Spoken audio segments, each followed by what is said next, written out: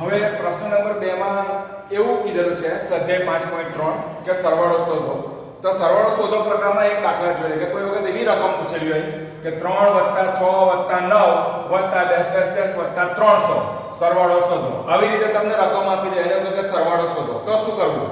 તો કે પહેલું તો અહીંયા તમને અહીંયા સરવાળાના સ્વરૂપમાં આપ્યું 3 + 6 + 9 અને +300 સુધી, બરાબર.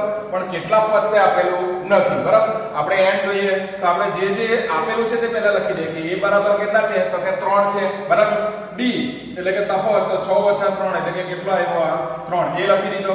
હવે મને અહીંયા n નથી આપેલું પણ છેલ્લું પદ આપેલું. છેલ્લા પદને આપણે l કહીએ અથવા તો an કહીએ, બરાબર 300, બરાબર. હવે સરવાળો શોધવા માટે મારે n જોઈએ તો n આપ્યા નથી એટલે પહેલા મારે an વાળું આપણું જે સૂત્ર હતું આ સૂત્ર પરથી n શોધવાના અને n શોધ્યા પછી sn વાળું સૂત્ર છે એમાં આપણે કિંમતો મૂકીએ તો આપણને સરવાળો મળી જશે. એટલે આપણે શું કરીશું? આ બધી કિંમતો પરથી પહેલા આ જે આપણું આગળનું સૂત્ર છે કયું? n માં પદ વાળું કે ભાઈ an બરાબર a + n - 1 * d.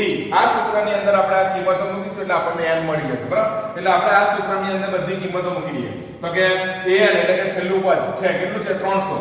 તો 300 બરાબર a કેટલા છે? 3 n નથી એટલે n - 1 ગુણ્યા d બરાબર કેટલા મળ્યા? 3 એટલે અહીંયા આપી દીધા 3. ચાલો હવે આનું સાદું રૂપ આપીએ 300 m ના m 3m ના m વત્તા આની સાથે ગુણાકાર કરીશ વારી, બરાબર. તો 3n - 3 અહીંથી આ 3 ઉડી જશે એટલે 3 - 3 એટલે કેટલા આવ્યા? 300 બરાબર 3n આવ્યા. તો 3 નીચે જશે એટલે કે 300 ભાગ્યા 3 બરાબર કેટલા મળે? n. અહીં છેદ ઉડાડીશું તો અહીં મને મળશે 100 એટલે અહીં n બરાબર કેટલા આવી ગયા? 100 એટલે n બરાબર અહીં લખી દઉં 100. ચાલો હવે n બરાબર 100 આવી ગયા. હવે હું એનો સરવાળો શોધી શકીશ, બરાબર છે. તો એના સરવાળા માટે આપણે સૂત્ર પેલું sn વાળું જે સૂત્ર હતું તે સૂત્ર કે ભાઈ sn બરાબર n ભાગ્યા 2 ગુણ્યા 2a વત્તા n - 1 ગુણ્યા d. ચાલો n મને ખબર છે કેટલા આવ્યા? 100. તો 100 ભાગ્યા 2 લખી દીધા, કૌંસમાં 2 ગુણ્યા a તો કે 2 ગુણ્યા a બરાબર કેટલા છે? 3 એટલે અહીં 3 લખી દીધા વત્તા 100 - 1 n બરાબર 100 આવ્યો ને એટલે 100 - 1 ગુણ્યા d. d કેટલો છે આપણો? 3 એટલે મેં 3 લખી દીધા.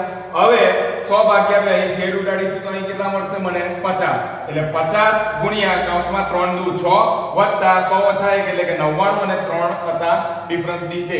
ચાલો હવે આગળ સાદુરૂપ આપીએ તો આ 99 ગુણ્યા 3 કરીએ તો કેટલા મળે છે? 297. એટલે આપણું આ સ્ટેપ આવશે કે 50 આ m ના m અને અહીંયા 297 વત્તા 6 કરીશ એટલે કેટલા આવશે? 303. એટલે આના પછીનું સ્ટેપ આ રીતે આવશે એટલે 50 m ના m તો 50 ગુણ્યા 303. હવે 50 ગુણ્યા 303 કરશું તો મને મળે છે 15150. એટલે મારી પાસે sn બરાબર 15150 આવે છે. એટલે અહીં જે રકમ આપેલી છે કે 3 + 6 + 9 આવું કરતા કરતા 300 સુધી. તો આનો સરવાળો જો મારે મેળવવો હોય તો મને પહેલા n શોધીને આપણે n શોધ્યું એટલે કે એના કેટલા પદો છે તે શોધ્યા અને એના પરથી sn ના સૂત્રમાં કિંમત મૂકી અને આપણને sn શોધ્યું તો sn એટલે કે એનો સરવાળો મને મળે છે 15150. આવા દાખલા પણ પૂછાઈ શકે છે.